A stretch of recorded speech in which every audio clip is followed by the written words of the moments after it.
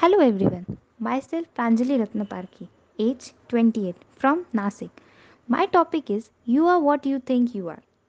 It's obvious. Much human behavior is puzzling. Have you ever wondered why a salesman will greet one customer with an alert, "Yes, sir, may I serve you?" but virtually ignore another? Or why a man will open a door for one woman but not for another? Or why an employee will consistently carry out an instruction of one superior but only grudgingly do what another superior requests? Or why will we pay attention close to what one person say but not to another? Look around. You will observe some people receiving the "Hey Mac, hey buddy" treatment, while others receive sincere and important "Yes sir" treatment. Watch. You will observe that some people command confidence, loyalty, admiration, while others do not. Look closer. And you will also observe that those persons who command the most respect are the most successful. What is this explanation? It can be distilled into one word: thinking. Thinking does make it so. Others see in us what we see in ourselves. We receive the kind of treatment we think we deserve. Thinking does makes it so. The fellow who think he is inferior, regardless to what his real qualification may be, is inferior. For thinking regulates action. If a man feels inferior, he acts that way. The person who feels he isn't important isn't.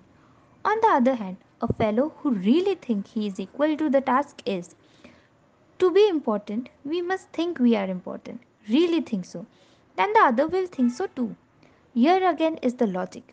How you think determine how you act. How you act in turn determine how others react to you. Like other phase of your personal program for success, winning respect is fundamentally simple. To gain the respect of other, we must first think you deserve respect. And the more respect you have for yourself, the more respect other will have for you. Test this principle. Do you have much respect for a fellow on a skid road? Of course not. Why? Because the poor fellow doesn't respect himself. He's letting himself rode away from a lack of self respect. Self respect shows through everything we do. Let's focus our attention now on some of the specific way we can increase our self respect and thereby earn more respect from others. Look important. It helps you to think important. Remember, your appearance talks. Be sure it say positive thinking about you. Never leave home without feeling certain you look like the kind of a person you want to be. The most honest advertisement ever appearing in the print is the "Dress Right You Can't Afford to Do" slogan sponsored by American Institute of Men's and Boys Wear. This slogan deserves to be a frame in every office, restroom, bedroom, office, and schoolroom in America. In one ad of the policeman speak, he says, "You can usually spot a wrong kid just by the way he looks." Sure, it's unfair, but it's fact. People today judge a youngster by the appearances, and once they have tapped a boy, it's tough to change their minds about him, their attitude towards him. Look at your boy. Look at him through his teacher's eye, your neighbor's eye. Could the way he looks, the clothes he wears, give them a wrong impression? Are you making sure he looks right, dressed right everywhere he goes?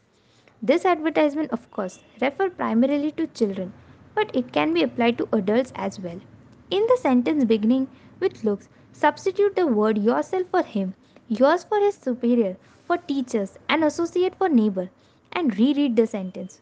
Look at yourself through your superior's eye, your associate eyes. It costs so little to be neat.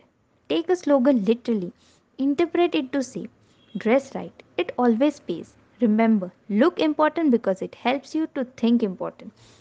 Use clothing as a tool to lift your spirit, build confidence.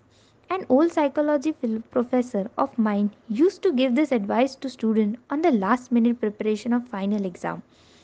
Dress up for an important exam. Get a new tie. Have your suit pressed. Shine your shoes. Look sharp because it will help you to think sharp. The professor knew his psychology. Make no mistake about it. Your physical exterior affects your mental interior. How you look on an outside affects how you think and feel on inside. All the boys, I'm told, go through the last head stage. That is, they use hat to identify themselves with the person or a character they want to be. It will always remember a hat incident with my own son, Devi. One day he was dead set on being the Lone Ranger, but he has no Lone Ranger hat. I tried to persuade him to substitute another. His protest was, "But Dad, I can't think like a Lone Ranger without a Lone Ranger hat." I gave in finally and bought him the hat he needed. Sure enough, donning the hat, he was a Lone Ranger. Thank you.